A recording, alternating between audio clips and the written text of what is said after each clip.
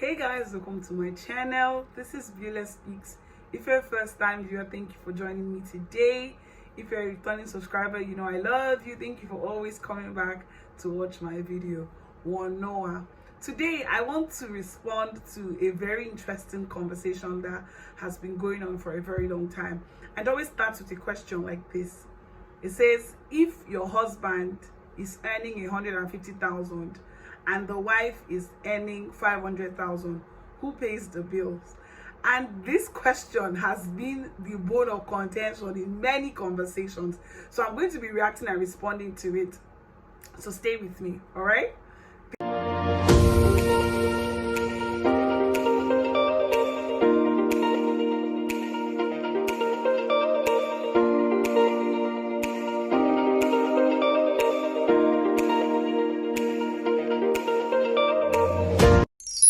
Like, first of all, we have to first understand what a marriage is first. I believe that a marriage is a partnership between two people, two consenting adults. That's the first thing. And then there's something I always like to say when I'm talking about relationship and marriage, and the first thing is that what is the aim of marriage? It's a partnership. Both of you are partnering towards a goal, raising kids, family development, personal development, whatever it is your goal is. If it's to raise godly seeds, if it's to raise children that are going to be a blessing, if it's to raise a loving home, if it's to have companionship, whatever it is your goals are towards your marriage, it is a partnership. It's not just between one person. So I think the first thing that I'm going to say is that I don't agree with the notion that the provider is just supposed to be the man. In my opinion, I believe that it is for anybody that has to provide. Whoever has should provide, and it's usually better if both parties are contributing to provide for the family. But in a case where one person has more than the other person, the person that has more should provide. So take for instance, I earn 500,000 and my spouse earns 150,000. I'm sure that my spouse disclosed their earnings to me before we got married. So it's not a question of who pays the bill. I will pay the bill. I'll pay most of the bills. And I feel like it's just a very fickle and a very unnecessary question to be having. And I don't know why we keep having these issues. Because at the end of the day, if your spouse, like the guy, was earning 500,000 and you are earning 150,000, the question will not arise about who pays the bill.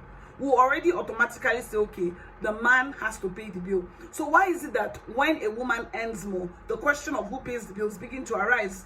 Because at the end of the day, the bills you people are footing comes from both of you. If it's children's school fees, if it's rent, all of that, both of you are living in the house together. Both of you gave birth to the children. Both of you eat the meals that are being cooked and everything. So I don't see any reason why the onus of provision will be on one person when this is supposed to be a partnership between both people. Yes, I agree to a large extent that even scripturally, the Bible talks about, you know, the husband providing and all of that. But I also believe that the scripture talks about us being cheerful givers, prompt to do it givers. So I feel like if you care for somebody, even in friendships, because at the end of the day, marriage is a type of relationship. So even in friendships, right, if your friend has and you don't have, sometimes they provide for you, they do things for you, take you out, pay your bills and all of that. So I don't see why we make it different for partners, your husband. And even the scripture tells us that when you get married, you and this person, you become one.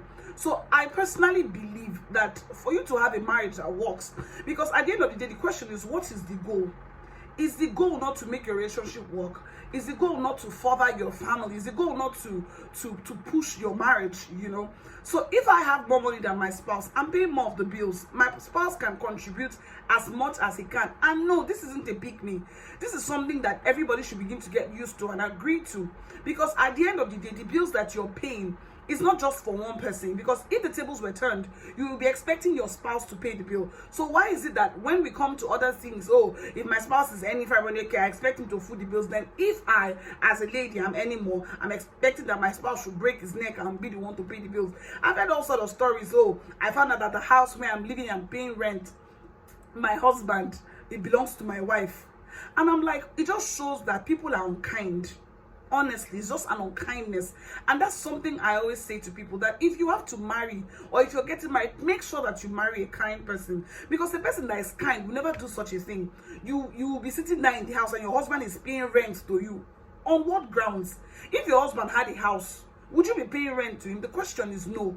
So the question is, if your wife earns more, I don't, honestly, I don't see it and I don't understand it. I feel like it's not even a question to be had. That's what I think. So at the end of the day, just marry who is kind. And if truly, as a man, you believe that it is your job to foot the bills without any form of assistance, Shoto is your business. So I think what works is that marry who has your kind of mindset, because at the end of the day, it's kindness that will stop you from being in a marriage where you are experiencing issues of domestic violence, abuse, all of that. If you marry an unkind person, even if it's a woman, there are women that domestic violence their spouse, allow me to say it that way. So all of these things boil down to kindness. So you can imagine that you are a female and you're married, and then your kids are out of school because your husband cannot pay the fees, and then you have the money sitting somewhere in your bank account and you keep quiet and fold your hand because it's a man's job to provide. I would never understand it. I wasn't raised that way.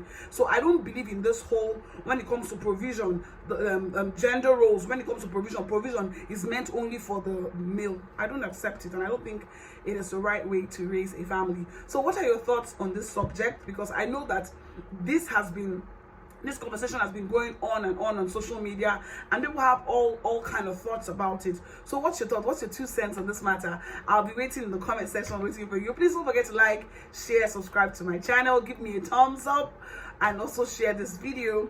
I'll see you in my next video. Diezani Ototo, I'm signing out. Bye.